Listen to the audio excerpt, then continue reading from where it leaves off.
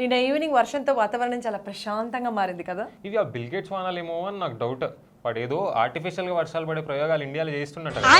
మామ నా వల్లనే నీకు ప్రాబ్లం అవుతుందంటే వెళ్ళిపోతారా ఇడికెచ్చి. వాట్సాప్ యూనివర్సిటీలో చదివావా? అట్లనే అనుకోర్రి, యాసిడ్ రైన్స్ పడి చర్మం కాలిపోతుందంట, అప్పుడు తెలుస్తుంది. All the best. అవన్నీ గవర్నమెంట్ చూసుకుంటుంది కానీ నువ్వే టెన్షన్ తీసుకోకు.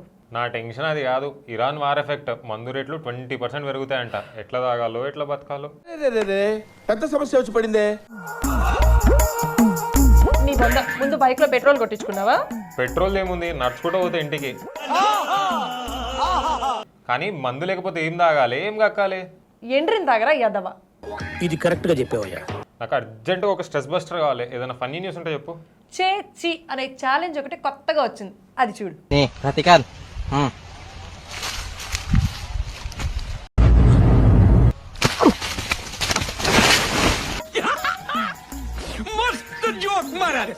చే అంటే చెడ్డీలో చీమల. అదే ఆ దరిద్రం. దురేందర్ సినిమాలో సంజయ్ దత్ ఏం చెప్పిండు? జహా దర్ద్ హై వహా మర్ద్ హై అని చెప్పిండు. అది దర్ద్ కాదురా, దద్దుర్లో చీ. పోనీలే, నెక్స్ట్. నీ గర్ల్ ఫ్రెండ్ ని ఎగిరి తన్నారంట, అది చూడు.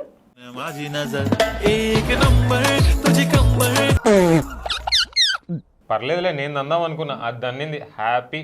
లేకపోతే ఆ రీల్స్ పిచ్చింది. సరే, నీకు జాబ్ చూసాను, పార్ట్ టైం జాబ్ చేస్తావా? అదేదో గలీజ్ పని అయి ఉంటుంది, నేను అస్సలు చేయ. మంచి ఆపర్చునిటీ మిస్ అవుతున్నావు, చెప్తున్నా మరి. నీ సజెషన్స్ రిఫరెన్స్లు వద్దే వద్దు. నీ ఇష్టం, ఒకసారి అయితే చూడు. ఏంటి ఆ బస్ క్లీనర్ ఉద్యోగమా? నీ మొహం, లోపల పడుకున్నాడు కదా ఒకడు, అది పరుపు యాడ్. అలా పడుకున్నందుకు వాడికి మంచి జీతం ఇస్తున్నారు. పని బాగానే ఉంది కానీ ఏం చేస్తున్నావు అని ఎవడన్నా అడిగితే పడుకొని పైసలు సంపాదిస్తున్నా అంటే గలీజ్ ఉంటుంది. No, I don't. మస్తు షేడ్స్ ఉన్నారా నీలా.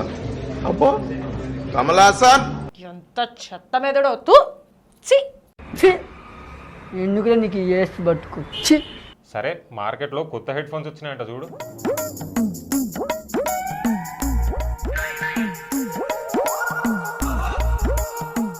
ఎవరురా నువ్వు, ఇంత టాలెంటెడ్ ఉన్నావు? అరే, ఇదే జుగాడ్రా బాబు. ఇది కాదు జుగాడంటే, అది. నీ ఫ్యూచర్ ఇలా ఉంటుందేమో. నువ్వు జిమ్కి పోతున్నావు కదా, నీ ఫ్యూచర్ ఇలా ఉంటుందా? ఈ గేమ్ చలే నోట్ జిतना चले यार का नेम चले बेबी गर्ल मैं चले टॉप का टाइम चले. అలా అయితే ఫస్ట్ చచ్చేది నువ్వే.